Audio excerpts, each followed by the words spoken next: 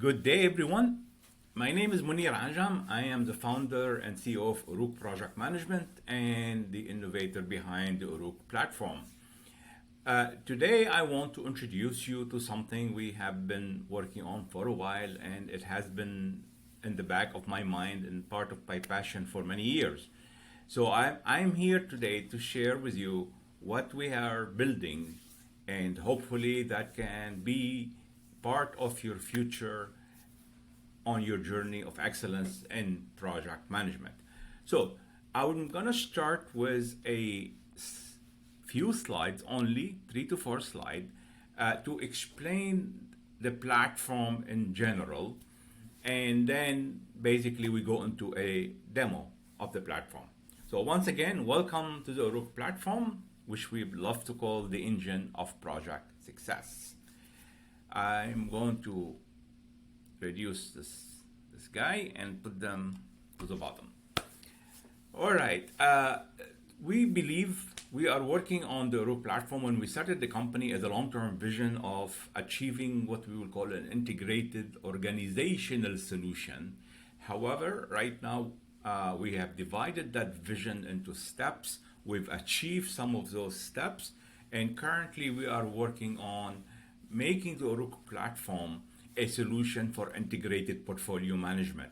So as you can see here, I'm just going to start with the easy one, the orange. I'm not going to explain the detail. These would be considered supporting elements, so administrative element and the community of practice, which would include forum, discussion forum, and knowledge portal, and Uruk guides, and community library, and those kind of things. Then the rest of the other 4 elements, we call each one of these item as an element or as a major piece of the platform, because technically the platform is again integrated portfolio management, but another way of seeing it as an integrated set of tools and solution and project management that we combine under the platform. So the major element, the major section of the platform are the one in the green, project management, program management, PM functions and action, which mean we are calling these tools, and portfolio management. If we continue with this is another way of seeing the same thing that I shared on the previous slide. The previous slide just shared the element. Over here, it shows the structure. Obviously, portfolio management is inclusive of project and program management. And what we are showing on the right, although it's part of portfolio management, but we're showing it a little bit separately because the idea of project management to function, and they apply at different level. As you can see, they could be at stage level, project level, program level, or at the portfolio level. And on the left, we put the supporting element that we shared earlier. So in a way, this is more detailed than the previous slide, but that shows our vision of what is an integrated portfolio management solution. Now, the core of the platform, and that's the reason we started to think about the platform many years ago, is to build an app or software for managing project, and of course the vision expanded into what we are today. So the core of this, and we have another presentation that talk about project management levels, and we talk about level 1, level 2, level 3, 4, and 5. And level 5, we call it the value delivery model, which is this model you see in front of you here. Now, many of you will think, this is a typical project life cycle. Well, maybe it is, maybe it is not. So let's dive into it and highlight how is this different from things that we see today in the community of project management. If you look at today how we practice project, and you remember I mentioned there are different level, what would be considered, for example, level 1 or level 2 in project management is task management or managing a stage. Level 1 would be task management, level 2 would be managing a stage. And often enough, especially in technology, in software, often enough project management as a formal function exists within an IT department, or maybe within a engineering department, depending on what the situation is. And the job is to probably manage that stage work, which typically is an implementation stage, or some people might call it execution stage, which is to get the work done, develop the software, build the building, right? Something like this. This is one view of project management that is quite common today.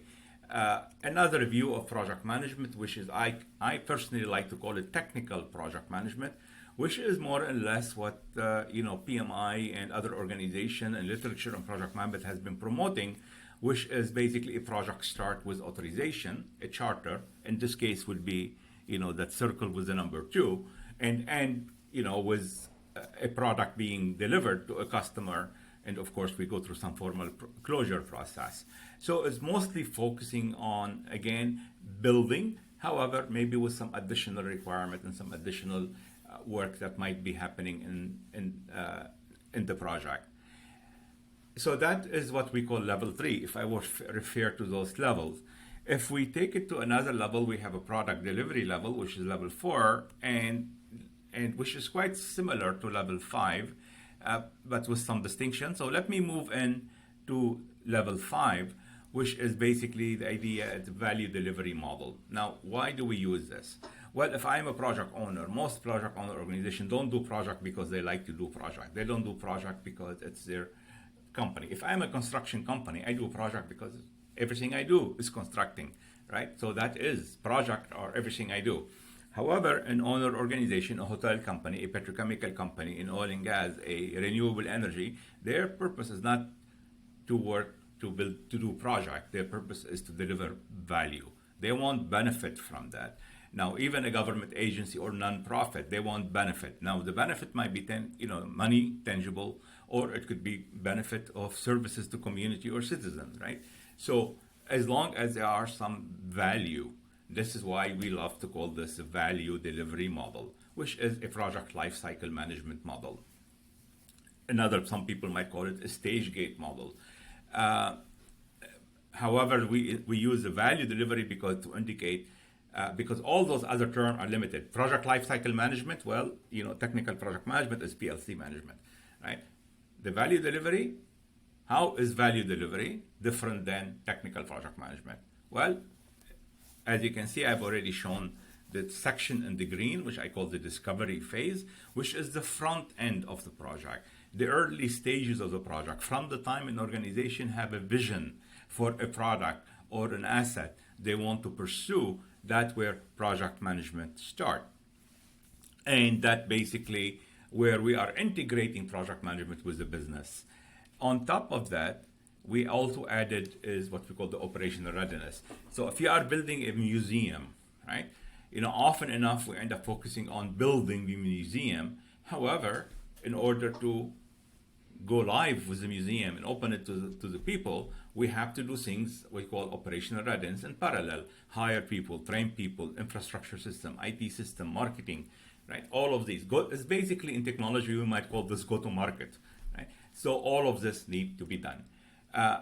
And of course, you can see that green arrow on the right, which is basically indicates with the value delivery model, the project might be completed with gate 9 at the end here on the right. However, we cannot close it until we process what we call a formal project success assessment, which could be sometime in the future. Now, we don't know when. It could be weeks, it could be months, it could be years, depend on the nature of the project. That is a core value delivery model, which is the heart and the core element of the Uruk platform. So let's talk about the rest of the story. Where are we today? And current state, we have a project management module built in, element built in, include stage management processes, include the ability to build tailored method that are highly customized, and we will see this when we do the demo. We have basic program management, we have community of practice, we have administrative, we have the simplified PM function and action, and we have a basic portfolio management. Now again, you will be able to see these when we do a demo or maybe another opportunity in the future. What we are currently working on is building about 40 plus built-in tools in addition to everything you see on the left, or at least part relate to the left, right? And for example, in the area where we are supporting the project and the program, we are doing scope management module, cost management, schedule change. You see the list, sustainability, task issues, communication, risk, all of that. And at the portfolio level, we're including things like reporting, executive dashboard, captured lessons, document management, resource center, and there are many, many other areas.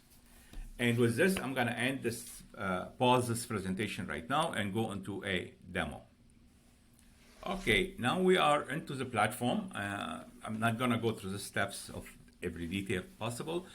Usually when you first time you log in, you're going to come to a home screen like this. By the time you are working on this, the home screen might look a little bit differently because we are right now doing quite a bit of enhancement to the platform, including a complete revision of the user interface and user experience. So basically you can see the element here, the program management, portfolio management that we discussed in the presentation. So let's just quickly jump into it and say, okay, what do we want to do? We want to start a new project. So we'll go to project management here, and then you have the opportunity of doing a project setup. So the first step is I want to add a project to the system. So I will show you some of the steps quickly. So now we are here, we have the form, the built-in template, everything is in the system. So basically, asterisk is where you have to do something. So let's call this a test project. And idea generator is typically, we are making this as a required field, just basically to say who's the owner of this idea. And let's say it's Munir. And then if the person requesting the setup is someone different, so maybe let's say it's George. And then a target completion date is an option you can include. So let's say I want to complete this in March 31, 24. So you enter, but I mean, this wasn't a required field, but I can do it. Then of course you have a question, is the project part of a program or not? And if it is, what's the program? I'm not gonna fill all this information right now. You also have the option of adding the organization unit, and you have 3 levels. So basically, let's say if you are in a big organization and you want your project to be, you want a unit manager to be able to see their project only, then obviously we need to link to organizational unit, and you can go, for example, a branch, division, whatever. So depend on your organizational hierarchy. Now, when we go down here, you notice the project manager is not a required field yet, but the project sponsor is. Obviously, in this method, our assumption is that a project sponsor is required. Now, if in your organization, if a project sponsor is not required, then we can definitely do modification on this. So let's say this is Munir Ajam, and there is multiple Munir here. So Munir Ajam, and I designated as a project sponsor role, and I think that's enough. I don't need to, and of course I can put the organization unit, Sukkot Executive Office, right? So with this, I can say save. Now, obviously, just save it and keep it here. Doesn't do anything. Just let's say I want to go think about something or go to research for something, and then when we are ready with it, we do submit. So let's say yes, I'm satisfied. I entered everything I need to enter, and I submit it. Now, I didn't accept the sponsor.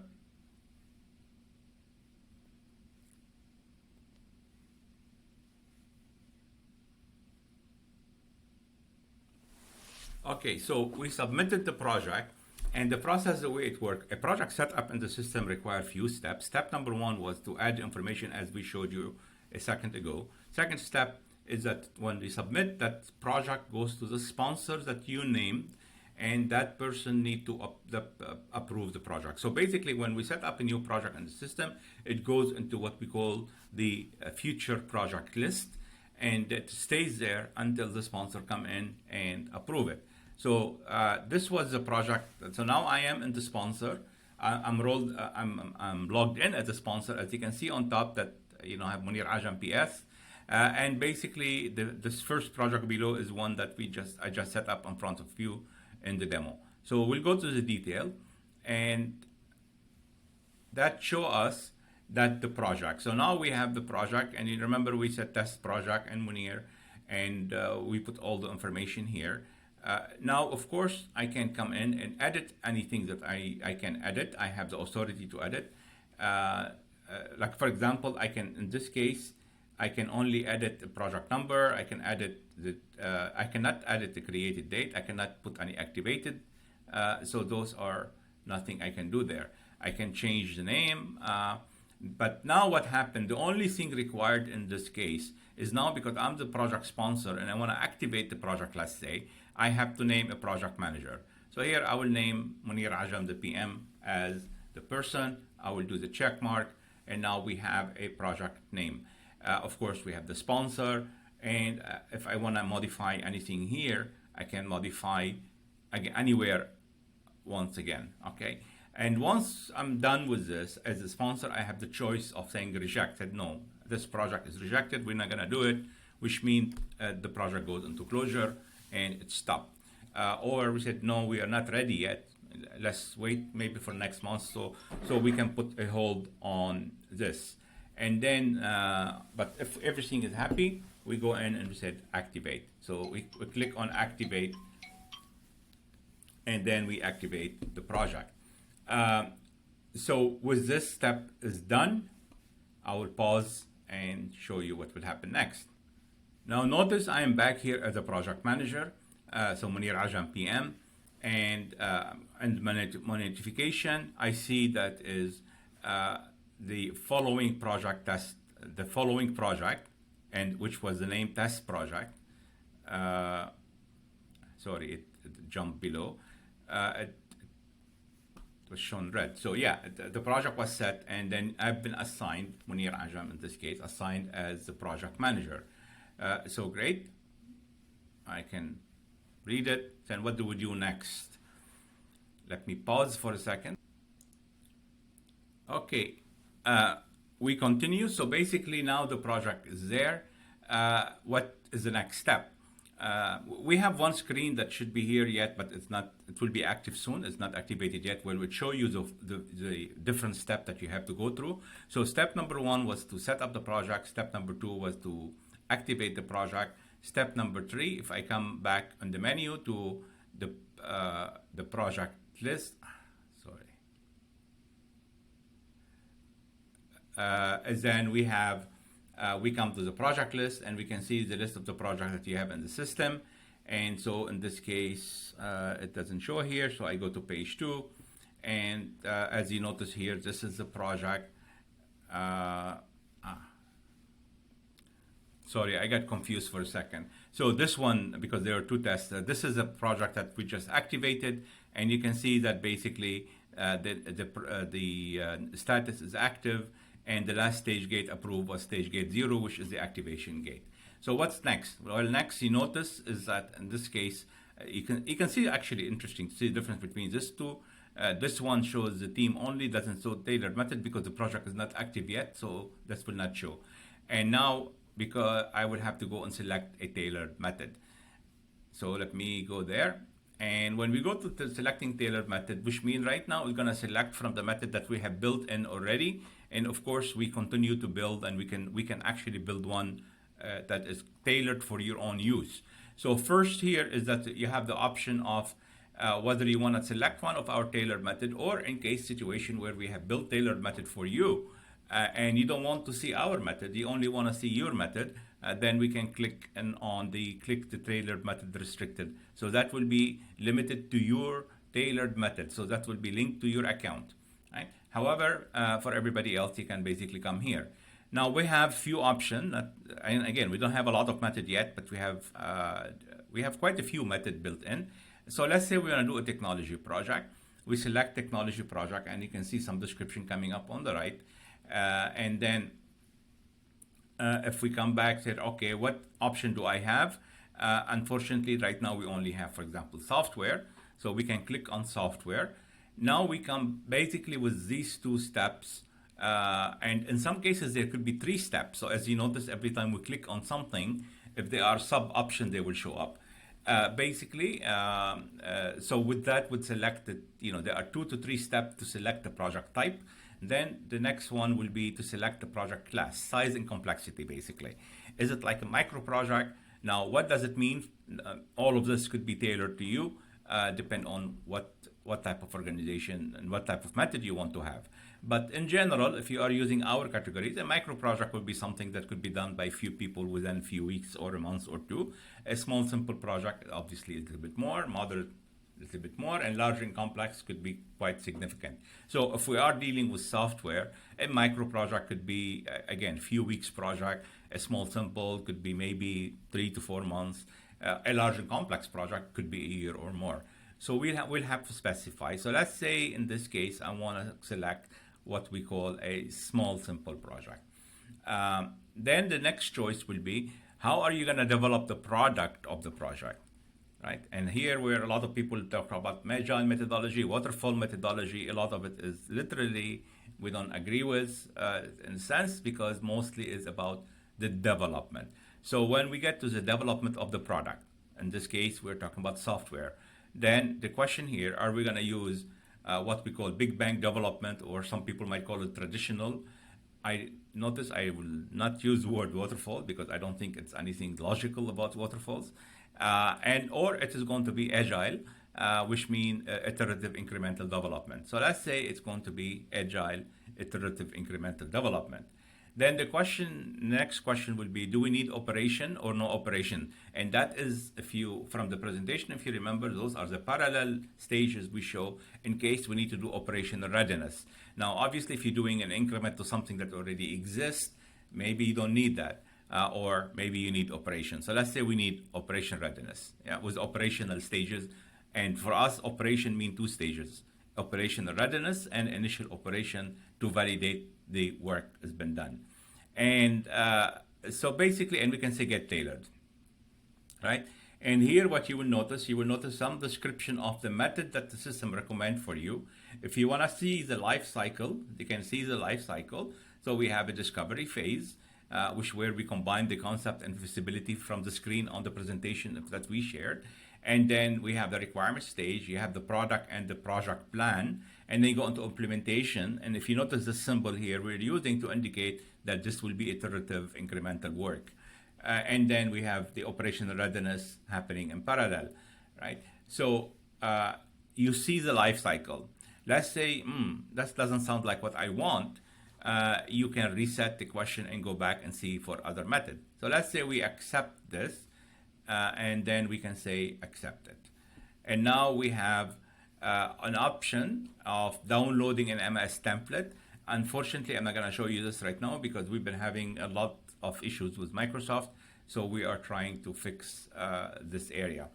So if we look at the project step that I had mentioned earlier, this screen should have shown up earlier, but unfortunately, I think we have a small bug. Remember, we said we add the project, we activate the project, we select the tailored method. Now what's next? We need to select the reporting frequency. And in that case, it took us to a module where all of these modules, by the way, these are the tools that we are adding and modifying. However, right now we have not built all of these tools, so we still, part of the platform is still using the old version, and some of it is starting to use the newest version that we're building. But in this case, what we're saying, we're going to report on the project monthly or weekly. Now, what's the significance of this? So let's say weekly, and it's week for us and on Friday, and we can save it. Now, what the significance of this? The significance of this is all the performance chart, the report, everything else. It would assume the reports are weekly. So they should be producing performance chart, for example, for cost, change management, risk management.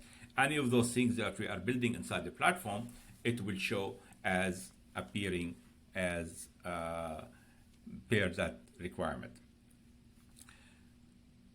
Okay, we're done with that step. So what else do we do? Then now that means now the project is pretty much ready to move ahead. So we go back to project management, and now you will go to PLC management.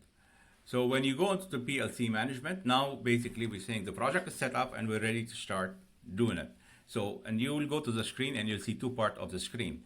You will see the part of the screen here that shows the life cycle, and of course the orange is where we are right now with that little triangle, and everything else in the future. But you can see it as a table as well, and it's quite controlled. So you'll notice stage gate 0, which is the activation, is approved, and now we are in the first stage. And once we are done with it, we go to stage gate.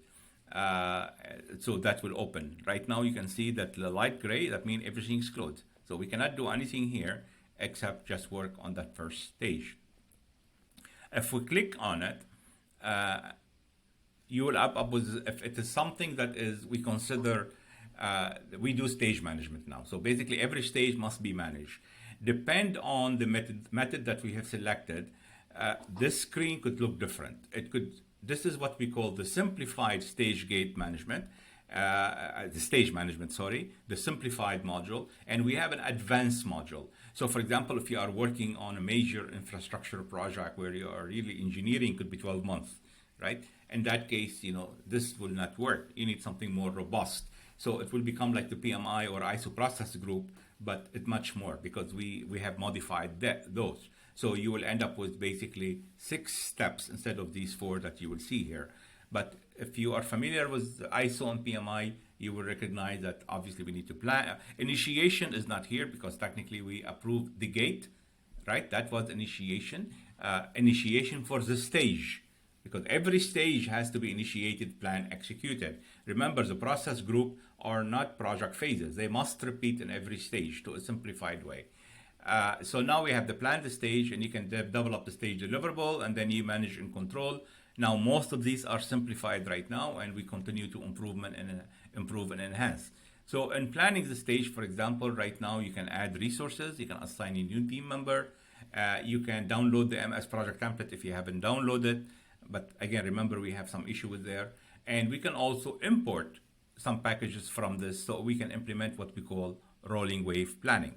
So let's say we're not going to do anything here.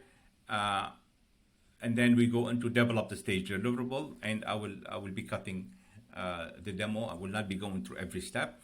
So let's say we want to develop the demo, develop the stage deliverable.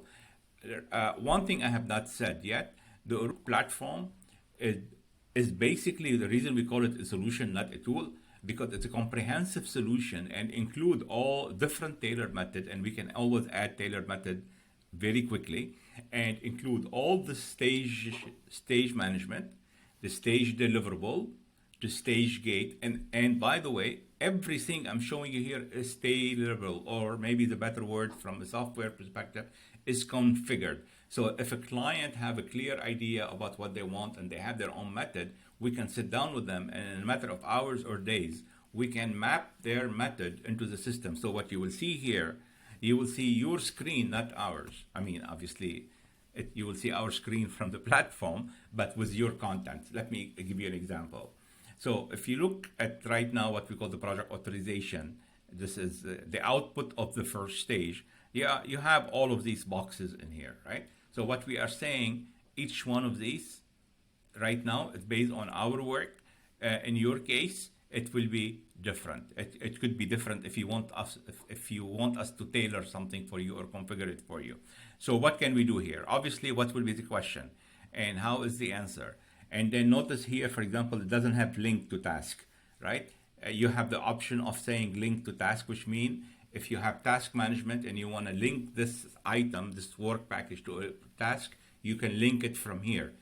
Right now, I cannot show you that because on this project, I don't have tasks built yet, so I cannot show you that. Also, notice the first one doesn't have this question mark. This one have a question mark, which means what? What is a question mark? This is what we call the Uruk coach. So there is a description of what needs to happen here, and you can also hear it, right? And we need to close it. So you choose. Like for example, does this one need a coach? We can add it when we are configuring the tailored method for you. All of those could be added. Also, one thing that it doesn't show here, maybe it showed earlier and I missed it, is that for some of these things, we're going to be recording all these demo videos, and then we already have recorded some, but we're replacing them. So there could be a video. So in the screen here, you might see the symbol for a video where it could explain where it will be a demo. So this is why in what I'm recording right now it's only abbreviated. I'm not going to be able to show you everything because there are too many modules and too many sections and too many tailored method to be able to show in 30 minutes or plus or something like that. So we will be creating 30, 40 plus videos for all the different functionalities, and we will include all of those on the platform, and we'll also include them on a private channel for sharing for our users. So there could be a video here that explains the whole process. And then, of course, there are the different steps here. Now, what's important is that a person might be assigned to do this work. No one, if a person is assigned to do this work, no one else can touch it except the PM. And however, you notice that comment box over there, everybody can comment on the team, right? And you can also add attachment to the section. So let's say you might have done some work outside, you want to share an image. You can actually, when you go into the text, you can include images and you can include as a text editor. But if you, let's say there's some files that were done outside and you want to upload them related to this question, you can also have the attachment for each one of these boxes. And then when we scroll to the bottom, you notice we also have the ability to attach a document that will be attached to this whole thing. So it was not linked to a specific box. And if you want to add some information block, so even on a given project, or even when you have a tailored method, maybe on a given project you want to add something that is not needed in another project, you can add an information block. And of course, once you submit, complete all these fields, all of them have to be completed. You can save as draft, you can export, and you submit. Whenever you see the word submit, that means it's gonna go to the sponsor for approval at the stage gate. So that will lock this section and will open the stage gate section. At the stage gate, I'm not gonna show you all the detail right now. At the stage gate, the project, like we've seen before, right? The sponsor in this case will have 4 choices to make. We can reject the work, which means cancel the project, stop the project. In that case, the project will go immediately to the close stage to do the proper closure, right? Or the sponsor can put the project on hold. That, everything looks good, but on hold. Or the sponsor can request a revision. So they can send that, you've done this, but I think you need to focus more on project risk. And in that case, the sponsor would say revise. So, and that means this deliverable will go back to the project manager, which is locked, but now it will open again. So the project manager and the team can go and do modification. Or of course, if everything is okay, we activate and we approve.